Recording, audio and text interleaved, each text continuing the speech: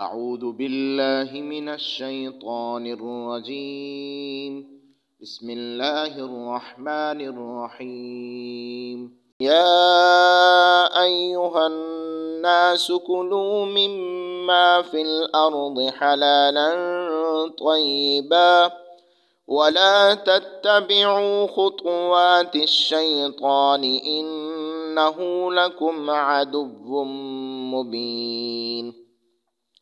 إنما يأمركم بالسوء والفحشاء وأن تقولوا على الله ما لا تعلمون. وإذا قيل لهم اتبعوا ما أنزل الله قالوا بل نتبع ما ألفينا عليه آباءنا أولو كان آباؤهم لا يعقلون شيئا ولا يهتدون. أعوذ بالله من الشيطان الرجيم. بسم الله الرحمن الرحيم. يا أيها الناس كلوا مما في الأرض حلالا طيبا ولا تتبعوا خطوات الشيطان إنه لكم عدو مبين. آمنت بالله صدق الله العظيم. رب اشرح لي صدري ويسر لي أمري واحلل عقدة من لساني يفقهوا قولي. آج کا ہمارا درس سورہ بقرہ شریف کی آیت نمبر 168 اور 169 پر مشتمل ہے۔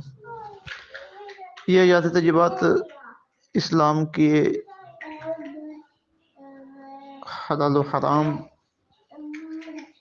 اور پاکیزگی اور گندگی کے متعلق جو اصول و ضوابط ہیں انہیں بیان کر رہی ہیں۔ دین اسلام کی ایک بڑی خصوصیت یہ ہے کہ یہ صفائی کو بھی پسند فرماتا ہے اور پاکیزگی کو بھی پسند فرماتا ہے۔ صفائی کا مطلب ہے کہ ظاہری طور پر چیز صاف ستھری، اور پاکیزہ کا مطلب ہے کہ وہ اللہ کی نظروں میں حلال ہو اور اللہ اسے پسند فرماتے ہوں۔ کھانے پینے، پہننے، استعمال کرنے، ہر چیز میں اللہ تعالیٰ کی ہمیں یہی تلقین ہے۔ جہاں پہ صفائی کی ضرورت ہے وہاں صفائی ہو، جہاں پاکیزگی کی ضرورت ہے وہاں پہ پاکیزگی ہو، اور جو چیزیں اللہ تعالیٰ نے حرام قرار دے دی ہیں ان کے قریب بھی نہ بندہ جائے۔ کھانے پینے، پہننے، اس میں اللہ تعالیٰ کے حکم کے مطابق بندہ حلال کو استعمال کرے۔ ان آیات طیبات کا مختصر سا پس منظر بھی آپ کے سامنے پیش کرتے ہیں۔ وہ یہ ہے کہ مشرکین عرب بحیرہ، صائبہ، حام، وسیلہ کے ناموں سے جانوروں کو وقف کرتے تھے کہ یہ ہمارے بتوں کے لیے، پھر ان کا دودھ نہیں کھاتے تھے، پھر ان کا دودھ نہیں پیتے تھے، گوشت نہیں کھاتے تھے، ان پر سواری نہیں کرتے تھے اور انہیں اپنے لیے حرام سمجھتے تھے۔ تو اللہ تعالیٰ نے یہ جو آیت نمبر 168 آ رہی ہے اس میں انہیں واضح فرما دیا ہے کہ بھائی کہ حرام تو وہ ہے جسے اللہ حرام کرے۔ بتوں کے نام پہ جو تم نے چھوڑا ہے یہ حرام نہیں ہوا، تمہارے حرام کرنے سے کوئی چیز حرام نہیں ہوتی۔ ہاں اگر کسی کے اوپر کسی جانور کو ذبح کرتے وقت اس پر اللہ کے علاوہ کسی بت کا نام لیا جائے تو وہ چیز حرام ہوتی ہے۔ تو ارشاد باری تعالیٰ ہے، یا ایھا الناس، اے لوگو، کلو کھاؤ، مما فی الارض، اسے جو زمین میں ہے، حلالا حلال، طیبا اور پاکیزہ، ولا تتبعوا، اور نہ پیروی کرو، خطوات شیطان، شیطان کے قدموں کی، انہ لکم عدو مبین، بے شک وہ تمہارا کھلا دشمن ہے۔ انما یامرکم، بے شک وہ تو حکم دیتا ہے تمہیں، بالسوء، صرف برائی کا، والفحشاء، اور بے حیائی کا، وان تقولوا علی اللہ ما لا تعلمون، اور وہ حکم دیتا ہے تمہیں کہ تم بہتان باندھو اللہ پر اس چیز کے بارے میں، اس بات کے بارے میں جو تم جانتے ہی نہیں ہو۔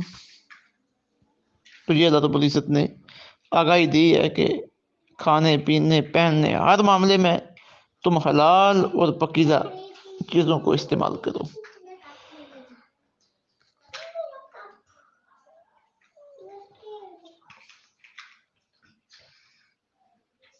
ظاہری صفائی کو اللہ تعالیٰ قرآن مجید میں طیب کہتے ہیں، اور جو حقیقی صفائی ہے، حقیقی پاکیزگی ہے، اللہ تعالیٰ اسے حلال کا لفظ اس کے لیے استعمال یہاں فرما رہے ہیں۔ اب ذاتی طور پر جو حرام چیزیں ہیں ان میں اگر جانوروں کو دیکھا جائے تو چوپایوں میں خنزیر ہے، کتا، گدھا اور تمام وہ درندے جو نکیلے دانتوں سے چیر پھاڑ کرتے ہیں جیسے شیر، بھیڑیا وغیرہ۔ پرندوں میں وہ پرندے جو پنجوں سے شکار کرتے ہیں جیسے کووا، چیل، باز وغیرہ، یہ حرام ہے۔ اور جو پانی کے اندر رہنے والے جانور ہیں ان میں مچھلی کے علاوہ سب جانور حرام ہیں۔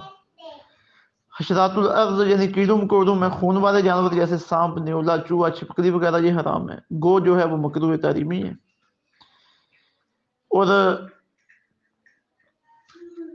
کچھ چیزیں ایسی ہیں جو ہیں تو حلال ذاتی طور پہ، لیکن جب انہیں حاصل حرام اور ناجائز طریقے سے کیا جائے تو وہ بھی حرام ہو جاتی ہے۔ مثلا مال ہے وہ چوری کے ذریعے دیا جائے، ڈکیٹی کے ذریعے دیا جائے، سودی کاروبار کیا جائے، بیمہ پالیسی کروائی جائے، رشوت لی جائے، خیانت کی جائے، جھوٹی قسم کے ذریعے کوئی مال حاصل کیا ہے، دھوکے کے ساتھ کوئی مال حاصل کیا ہے تو یہ بھی حرام ہو جائے گا۔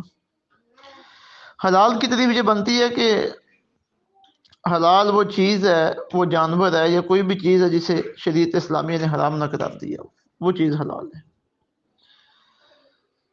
اور طیب کمانا جس طرح یہاں پہ فرما دیا گیا ہے کہ ظاہری طور پر صاف ستھرا۔